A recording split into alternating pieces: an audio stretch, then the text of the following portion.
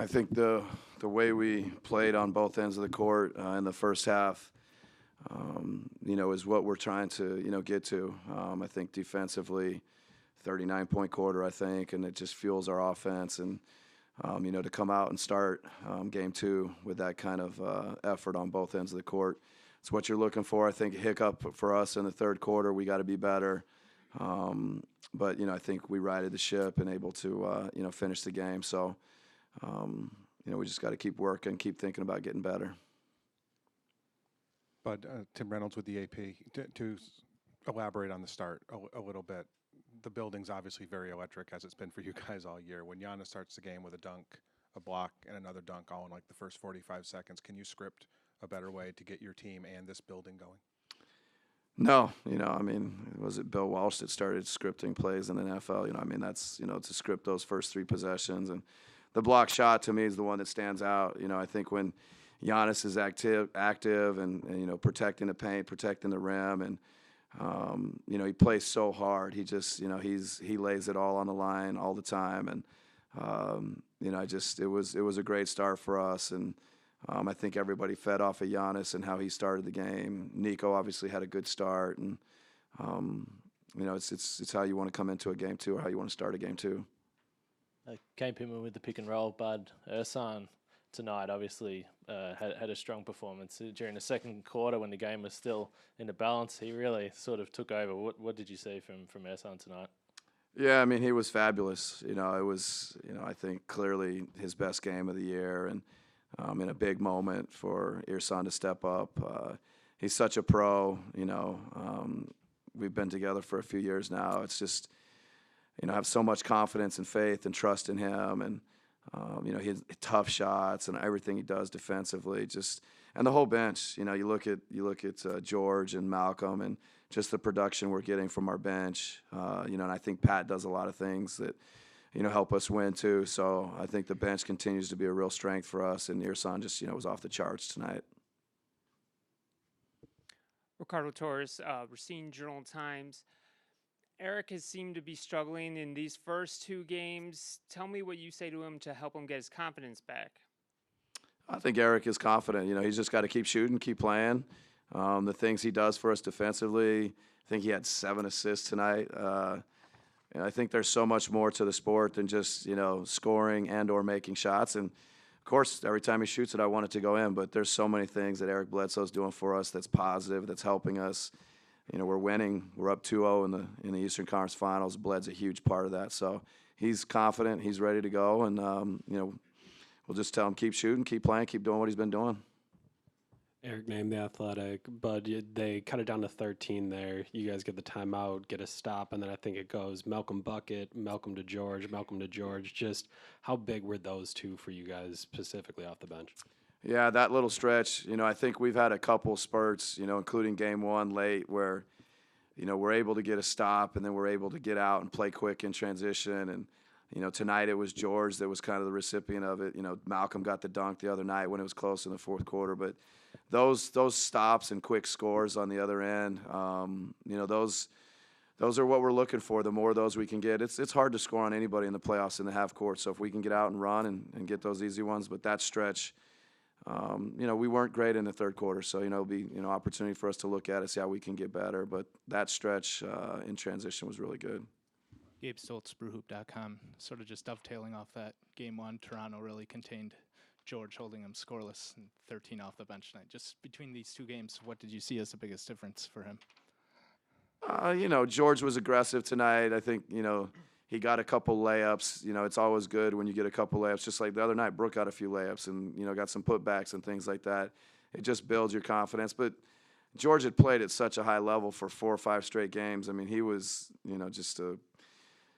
he was so important and so good in the Boston series. I think he just, he didn't have his best game in game one, but, I think his mentality coming into game two tonight was great. And, I think it carried over to the court. And, he was very good along with the other guys.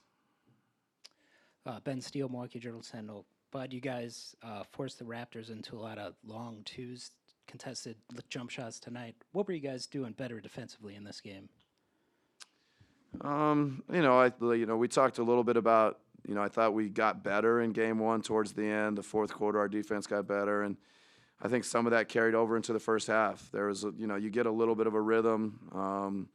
Our people, our guards, on the ball, taking individual pride, doing what we need them to do, and then the activity from the bigs we've been talking a lot about. Just all that, kind of working in concert, just making every shot they take tough, whether it's a 3, a 2, in the paint, no matter where it is. We want them taking tough shots. Cody Grant, WOZN Radio. It seemed like Nico finally found a rhythm offensively, especially in that first half. But a lot of times his defense goes unnoticed, getting his hands in the passing lanes, guarding smaller guards like Danny Green. Just how big is he defensively for you guys? Yeah, it's been great. I think, it's been a theme now for, a few games or, coming off the last series now to this one. I think Nico's, I don't know what the right word is, but I think he's just taking a lot of pride in showing that he can guard different positions and guard, wings and shooters and chase guys. And, he's doing little things in transition, getting back, showing crowds, finding shooters. Just really, and he's just got like an edge to him that I think's been good for our team, and we need him to continue to do that. Greg Matzik from WTMJ. Bud, can you put into words, just given your experience, how challenging is it for a guy to come back into a playoff situation like Malcolm has, have it physically, mentally, from a conditioning standpoint, and really just fit right back into where he left off? Yeah, it's, I feel fortunate to have been around a lot of good teams, and I can't think of a guy that's, emerged in the second round in a game, I think 4, 4, and 5, and now into 1 and 2 that's come back and almost picked up right where he left off. He was so good for us all year, 90, 50, 40, and does so many things. And I think, certainly from my perspective, what he's been able to do, I just thought, if we could just get him back going and he could, he's exceeded all of our expectations, and he's done it all year. So, and he's such a pro. I guess we should. This is what we expect from Malcolm.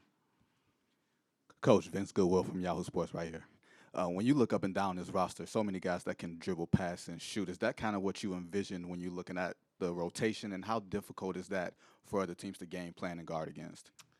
Yeah, I mean, we want guys that are basketball players that have high IQs that can do, like you said, dribble, pass, shoot, can make reads, make decisions. And, we try and, develop them. We try and empower them. We try and play a way where they all feel like they can contribute and do things. And, hopefully that's paying off for us. And guys appreciate it, and I think they grow and develop here. And, Giannis and Chris and Bled, they do a great job of empowering their teammates, trusting their teammates, and letting their teammates play.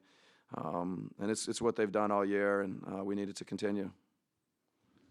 Coach Peter Bukowski, Dime Magazine, you said after game one you weren't going to change the way that you played in the playoffs. You wanted the guys to keep shooting, to keep playing the way that you want them to play. In the playoffs, though, usually we see rotation shorten, we see more isolation basketball, and you haven't done that. Does a game like tonight give you confidence that that approach is the right approach and can work in these big games? Well, I mean, we're going to lose some games, and we're going to keep doing what we've been doing all year. It's like you can't just base it on, the results. Obviously, tonight was a huge positive. The guys have learned a way to play. They believe in it. We believe in it. And, the more positive results you get, sure, it reinforces it. It just, lets them know that nothing's going to change. And, I think we'll just continue that going into game 3, win or lose, going into game 4. It's everybody's built their habits. Everybody to some degree is who they are. Now you just got to go out and execute and do what you've been doing.